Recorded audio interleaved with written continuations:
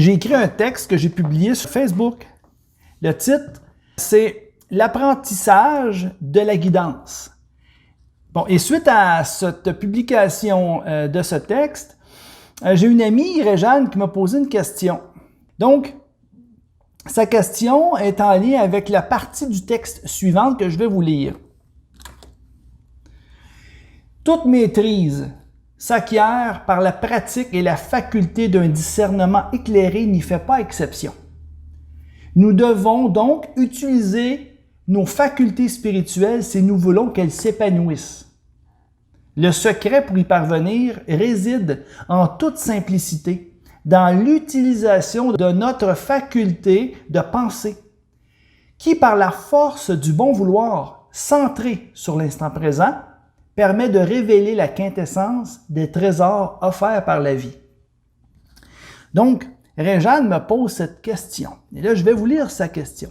J'ai lu ton texte et bénéficié de sa belle fluidité lumineuse. C'est juste à la fin que ça me faisait moins écho. Sûrement une question d'interprétation. Car personnellement, les moments où j'obtiens la grâce, la douceur d'une connexion lumineuse et bienveillante qui passe par la lumière du cœur, c'est lorsque je réussis un lâcher-prise sur ma faculté de penser. Ce qui fait de la place pour l'intuition. Cette faculté de penser étant bien plus pour moi un frein du mental qu'un outil favorisant l'épanouissement de mes facultés spirituelles. Ce sera intéressant que lorsque tu en auras l'opportunité, tu me fasses voir ce qui m'a certainement échappé dans cette conclusion. Est-ce que ça ne serait pas une autre illusion que de croire qu'on peut complètement arrêter de penser? Est-ce que le fait de dire ou de penser ou de croire qu'on ne pense plus ou qu'on a suspendu la faculté de penser dans notre mental n'est pas en quelque sorte une autre forme de jeu illusoire justement de l'intellect qui s'amuse à nous faire croire qu'on pense qu'on a arrêté de penser? Ce que je veux dire dans le fond, c'est que le lâcher-prise véritable, dans le texte, je parle du moment présent. Okay? Donc, pour être dans l'instant présent, le secret pour y parvenir réside en toute simplicité dans l'utilisation de notre faculté de penser, qui, par la force du bon vouloir, okay? On a trois éléments. La faculté de penser, la force du bon vouloir, l'instant présent. Okay? La force du bon vouloir centrée sur l'instant présent. Ça permet de révéler la quintessence des trésors offerts par la vie. Donc, trois éléments. Faculté de penser, bon vouloir, moment présent. Faculté de penser, bon vouloir, okay? Moment présent. Trois éléments. L'alchimie du bonheur nous apprend une chose. On ne peut pas rien vouloir. On ne peut pas ne pas vouloir rien. Comprenez-vous, c'est que le fait de ne rien vouloir, c'est déjà l'émission d'une volonté. C'est déjà l'émission d'une pensée. Il s'agit simplement de prendre conscience que le lâcher-prise réside dans l'instant présent. C'est-à-dire, lorsqu'on cesse de vouloir tirer le passé et de vouloir se projeter dans le futur, le lâcher-prise se retrouve dans l'instant présent. C'est pour ça que le secret pour y parvenir réside en toute simplicité dans l'utilisation de notre faculté de penser. N'oubliez pas une chose, c'est important de dire en toute simplicité. Ça veut dire la pensée simplifiée. Je vais vous dire une phrase extraordinaire, d'une simplicité enfantine et qui résume ce que je veux exprimer dans ce texte. Et c'est Abdrouchin dans le Message Graal qui l'a dit, qui l'a écrit. Garde pur le foyer de tes pensées. Tu fais régner la paix et tu es heureux. Garde pur le foyer de tes pensées. Tu fais en sorte de faire régner la paix et tu es heureux. OK? C'est tellement simple, mais c'est ça. La simplicité de penser. La simplicité de la pensée, c'est la pensée épurée dans l'instant présent. C'est la pensée orientée vers ce que je veux. Il faut que ça soit ressenti. Il faut que ce ressenti monte en nous et s'exprime à la fois par le penser, parce que le vouloir se transforme en pensée. Et nos pensées créent, parce que nos pensées font en sorte d'être attirées par des centrales de fonds de pensée de même affinité. Et chaque pensée a son genre précis, qui correspond à une vibration précise. Et cette vibration-là est attirée par une centrale de vibration similaire, d'affinité, et est renforcée par cette centrale-là, et nous revient renforcée au centuple. Donc, la pensée est un outil extrêmement puissant qui influence notre environnement matériel. Tout ce qui prend forme autour de nous, notre vie actuellement, correspond à des choix antérieurs, à des pensées qui ont été émises dans la création et qui finalement se sont renforcées et nous reviennent, qui forment notre destin. Et alors le vouloir prend la forme de pensées, de paroles et des actes. La pensée simplifiée, la pensée épurée, dans le bon vouloir, donc, et dans l'instant présent, parce que tu ne peux pas ne pas lâcher prise dans l'instant présent. Parce que pour être dans l'instant présent, tu ne peux pas être dans le futur ou dans le passé en même temps. C'est impossible. L'instant présent conditionne le lâcher prise. La beauté, la simplicité, le naturel, la noblesse de l'être. Laisser s'exprimer ça dans l'instant présent. Et ça, là, ça donne forme à une pensée épurée, à une pensée pure. Et cette pensée pure-là qu'on émet dans la matière va aller renforcer toutes les formes de pensée de même genre. Donc, on élève l'humanité aussi par la pensée pure, par le vouloir épuré, par le vouloir pur manifesté dans une pensée pure. Alors, c'est pour ça que les trois éléments, la faculté de penser, le bon vouloir et l'instant présent.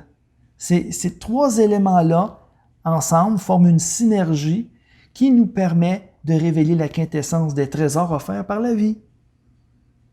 Et c'est plus constructif que de vouloir combattre le mental dans sa faculté. Oui, à quelque part, le mental va toujours être un obstacle à notre développement, tant et aussi longtemps qu'on lui donne, qu'on lui accorde ce pouvoir-là. Le fait de vouloir faire taire le mental, les efforts qu'on va investir pour faire taire le mental et pour le mettre de côté ou pour dire « ouais, je laisse place à l'esprit, à l'expression de l'esprit en moi », ça demeure une illusion du mental qui te fait à croire que tu avances, mais en réalité, c'est une illusion. Tu demeures, tu fais du surplace. Apprendre plutôt à orienter le mental. Je vais vous donner un autre exemple. Dans le domaine, moi, je suis un passionné du son, de la musique. Je suis un audiophile. Pendant des années, je me suis passionné pour étudier l'acoustique, comment faire sonner un bon système de son, parce que j'étais passionné de ça. Et dans un système de son, dans l'acoustique d'une pièce, anciennement, on tentait de contrôler le son en l'absorbant. On mettait des matières amortissantes, beaucoup. Et ça étouffait. Donc, on a évolué.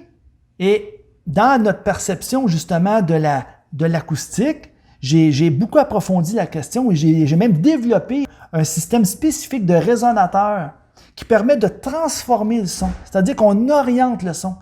Regardez, mon talent de joaillier, bien entendu, je n'ai pas pu m'empêcher de créer un bijou. Hein, vous voyez, là, je vous le mets comme ça. Là.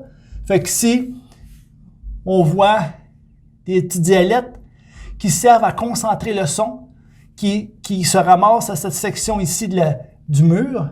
Et on voit le petit résonateur qui est ici.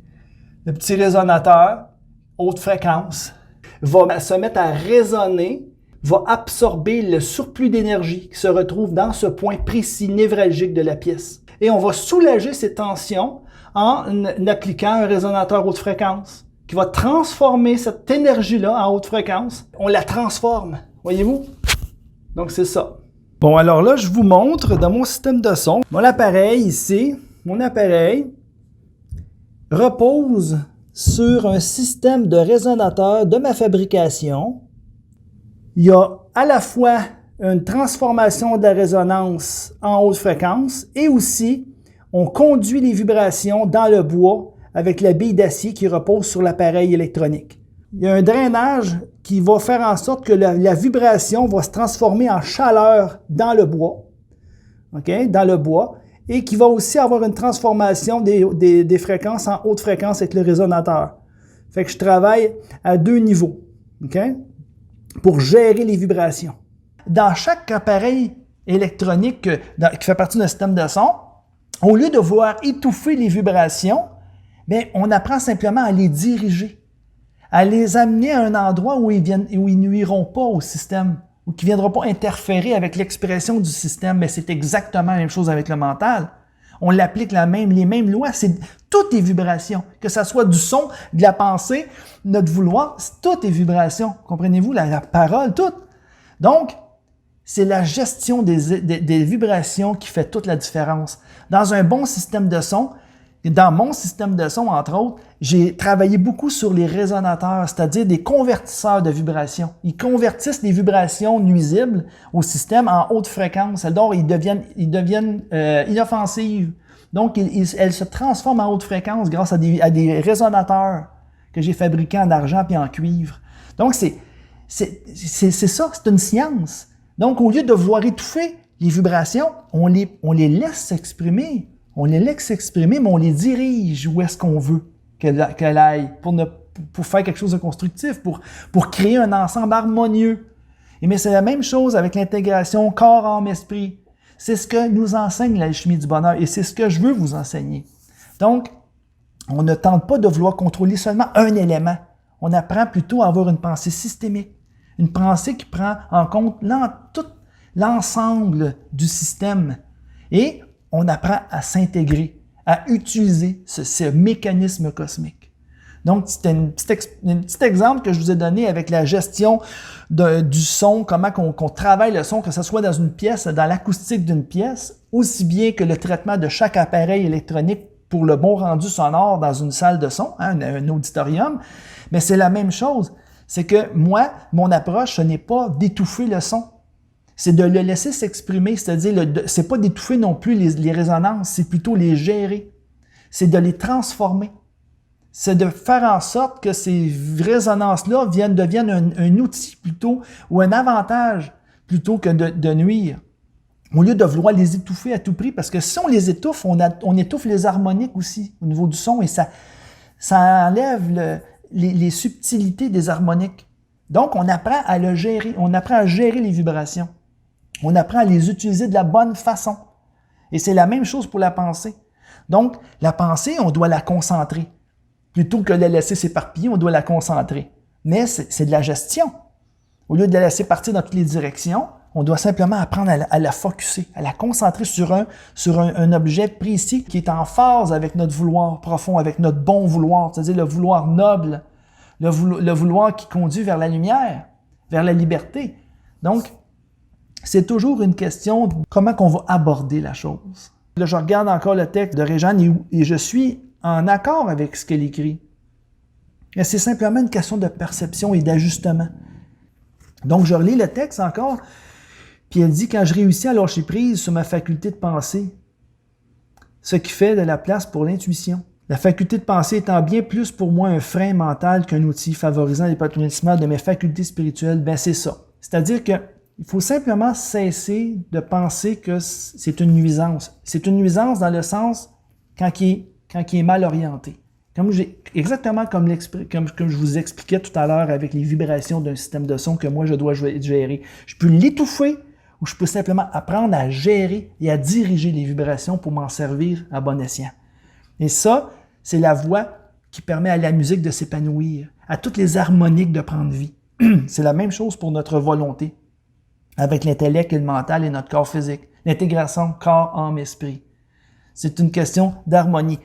L'intégration corps, âme, esprit, 3 éléments. Et je reviens aussi avec les 3 éléments, faculté de penser, force du bon vouloir et instant présent. J'espère que ça a répondu à la question de Réjeanne et ça va me faire un grand plaisir de partager encore et d'échanger avec vous autres. Je vous aime. Bye!